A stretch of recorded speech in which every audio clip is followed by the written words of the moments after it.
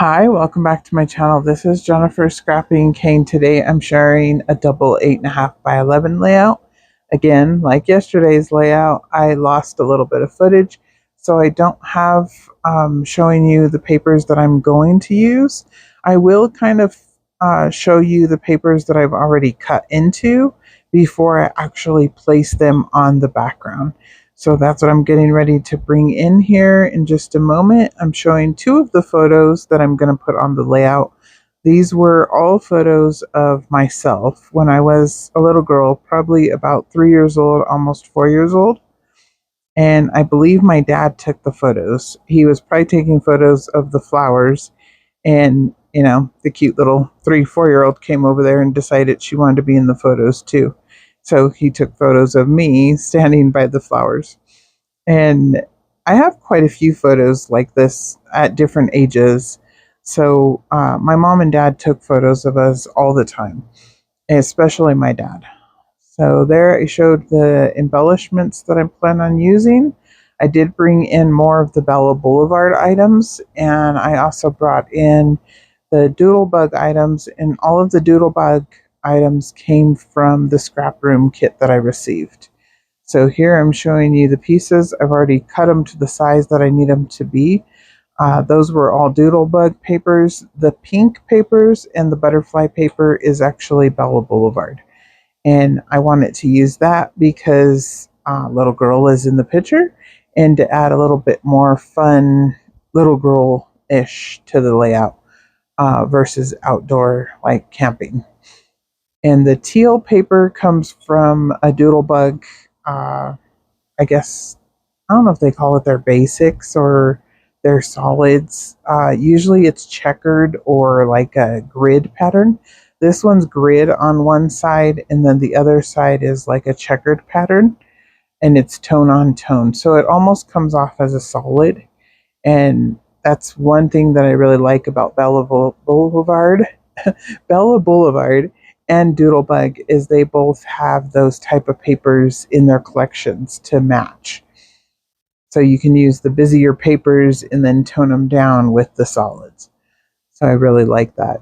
So here I'm trying to lay the photos out straight, but of course I can never lay anything straight, so I had to adjust. And then I'll adjust this one down at the bottom. And originally I had these flipped. I had the one that's on the top on the bottom and the one on the bottom on the top. But once I realized that, it's too late to switch them. So I just leave them in the place that they are, and it's fine. It's not, there's no rhyme or reason. I just thought it looked better the other way, but in the end, I actually like it this way. So here you can see I'm going to lay this piece up here at the top, and originally I was supposed to cut these a little bit more fitting to the paper, but I'm going to cover up the middle section anyways, so it doesn't matter that they don't reach all the way to the middle. I did want to leave 1/4 of an inch at the top, the bottom, and the side. So left and right sides, and then the top and the bottom of the white paper. And that was just to add a little bit something more to the layout, but also because I'm using so many pattern papers, the white kind of balances it just a little bit more. And the white paper did come in the kit. There was 2 cardstock sheets which were white, so that's what I'm using on this layout. And then the green paper at the top part where it meets with the blue, I did cut it with my deckled edge scissors to make it kind of look like grass. In the end, you kind of can't see it anyways because the photos cover it up, but I like the idea of it on the layout, so it's a cute idea. And actually, you kind of can see it because the photos actually go a little bit lower. And then I place the flower paper at the bottom.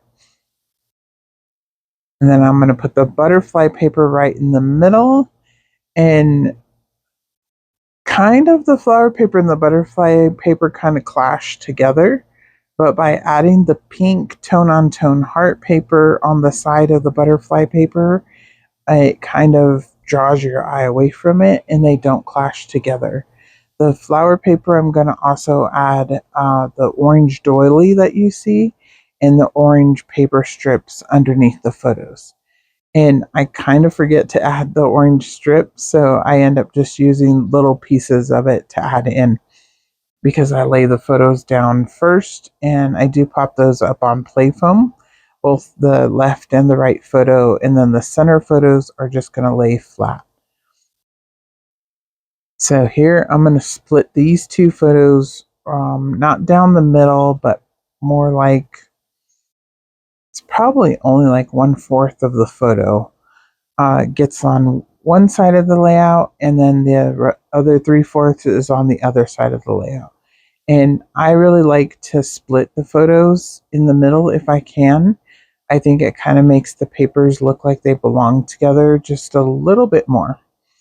So here I'm placing these ones on the butterfly paper, figuring out where I need to cut the butterfly paper so that it will also cross over both layouts.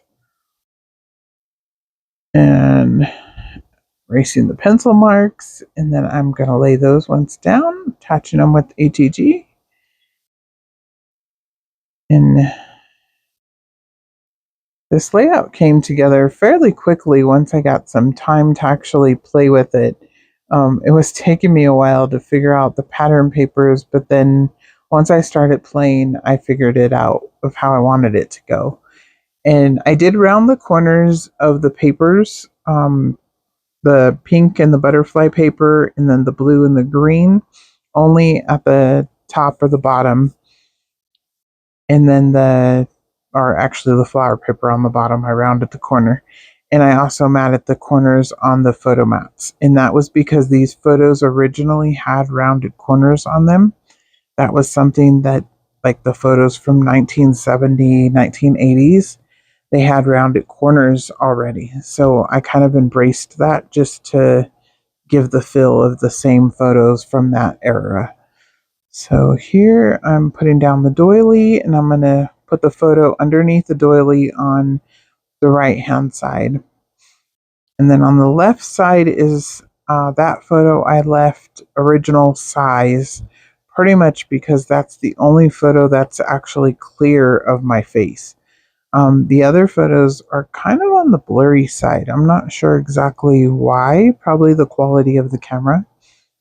We didn't always have the best cameras, but we have lots of photos. So I guess, we have the memories, but unfortunately, the photos are not the best quality. Especially these ones here on camera, they actually don't look that red or have a red tone to them. In real life, they do have that little bit of the red tint coming into them, but not as bad as some of the other photos. So here I'm popping up one of the titles, Summer, I believe. And this title is going to go on the left-hand side. So my full title is going to be Summertime, and then on the the right-hand side, sorry, I'm going to put Memories of Jennifer. And again, since they're photos of me, I just want to add my name on the layout. So, in case nobody knows who's in the photo, they will be able to tell who's in the photo. And I don't really have journaling or anything like that. My mom really doesn't remember why the photos were taken. She thinks they were just taken for the reason, like I said, probably, little girl goes outside, daddy's taking pictures, and she decides, take some pictures of me too. So he took pictures of me too. And here I'm just adding the little trees and the sun, kind of making a scene, but not really to scale because the butterfly is going to be huge that I place on that side, but it matches the butterfly papers, so I really wanted to use it. It's a chipboard butterfly, and those are from Bella Boulevard. I'm going to have to move my trees over once again. I really can't place anything down once. I've got to do it twice. So, but it was easy to move over since I didn't use liquid glue. And this one here, I couldn't decide if I wanted to use the little birdie or not. I don't think the little birdie makes it on the layout. I think I take her off. Yeah, I don't put the little birdie on in the end.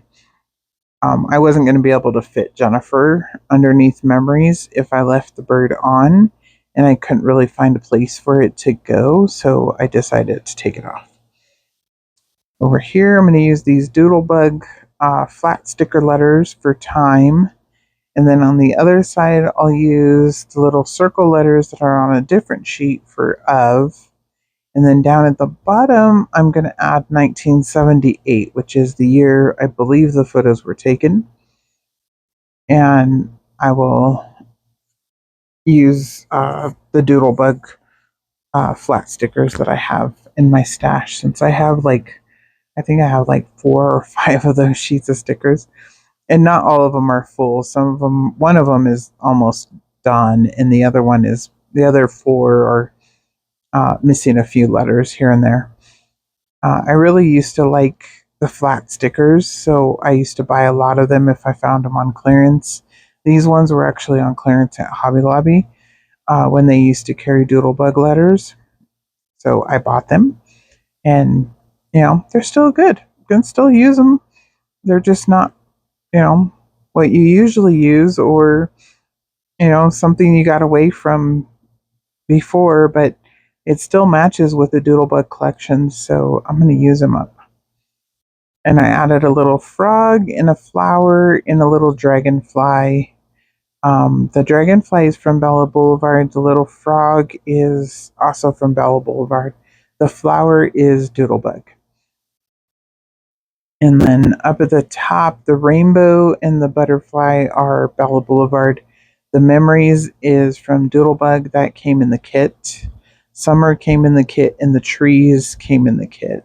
The sun and the butterfly on the left-hand side is also from Bella Boulevard. So I'm going to add, like I said, 1978 down here at the bottom under the frog. That gives it a perfect little embellishment of a triangle. So you have a larger one to the top left, and then a medium-sized one to the right, and then a smaller one down at the bottom. And it also has all of the colors in each of those clusters. And these letters here are the glitter sticker letters from Thickers, actually.